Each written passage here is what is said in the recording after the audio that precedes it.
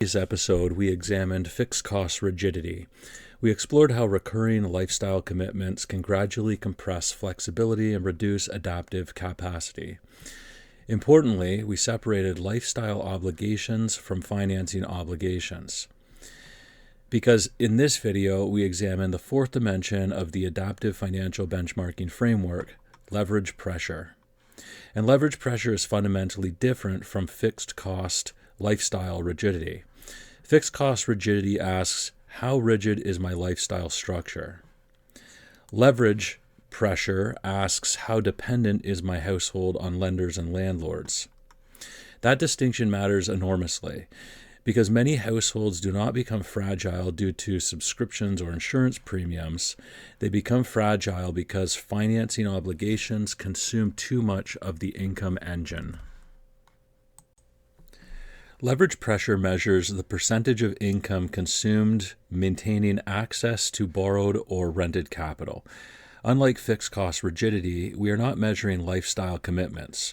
We are measuring financing pressure.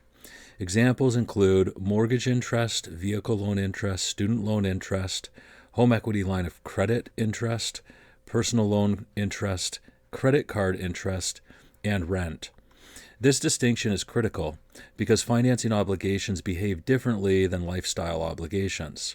They create solvency pressure, lender dependence, refinancing risk, interest rate sensitivity, and structural fragility. Within the household contribution income statement, leverage pressure can be measured as leverage pressure ratio is equal to interest expense plus rent expense divided by income. Notice what is included: financing charges and rent. Notice what is excluded: insurance, subscriptions, memberships, utilities, childcare, and lifestyle obligations.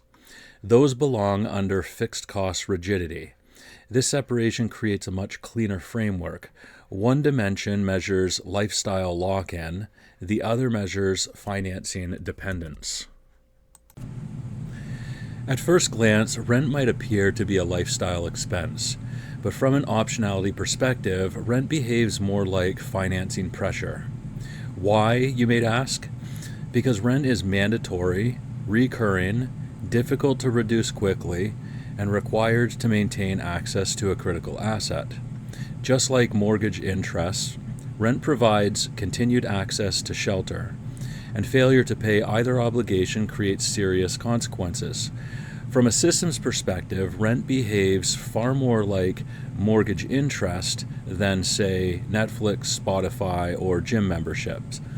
That is why rent belongs within leverage pressure.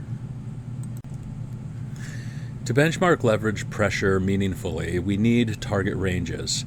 Example benchmarks might look like this.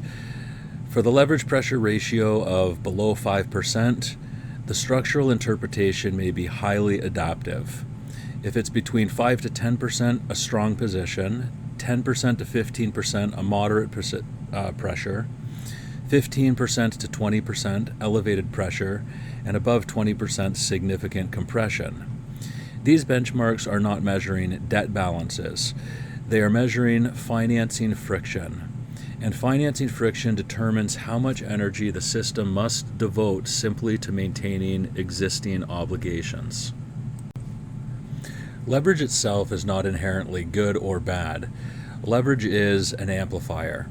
Used wisely, it can acquire productive assets, accelerate wealth creation, improve long-term outcomes, and expand future optionality.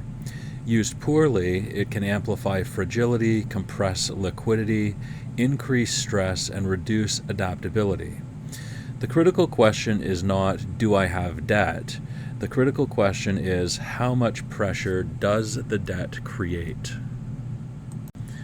One of the most important lessons of the benchmarking framework is no dimension exists independently. Leverage pressure directly affects recurring surplus, liquidity runway, funding adequacy, and future optionality. As financing pressure rises, surplus shrinks, liquidity deteriorates, investing capacity falls, and flexibility declines. This is why leverage pressure deserves its own dimension, because financing pressure propagates through the entire operating system. Ultimately, leverage pressure determines how much of your future already belongs to someone else. Lower leverage pressure creates flexibility, resilience, adaptability, negotiating power, and optionality. Higher leverage pressure creates dependency, vulnerability, compression, and fragility. Because every dollar committed to financing obligations is a dollar unavailable for liquidity, investing, opportunity capture, and future freedom. In this episode, we explored the fourth major dimension of adaptive financial architecture, leverage pressure. We examined financing dependence, rent and debt obligations, leverage benchmarking, financing friction, force multiplication, and optionality compression. But avoiding fragility is only part of the equation, because preserving optionality requires more than liquidity, flexibility, and resilience. It also requires future state funding. And that brings us to the fifth dimension of the framework. In the next episode, we'll examine funding adequacy.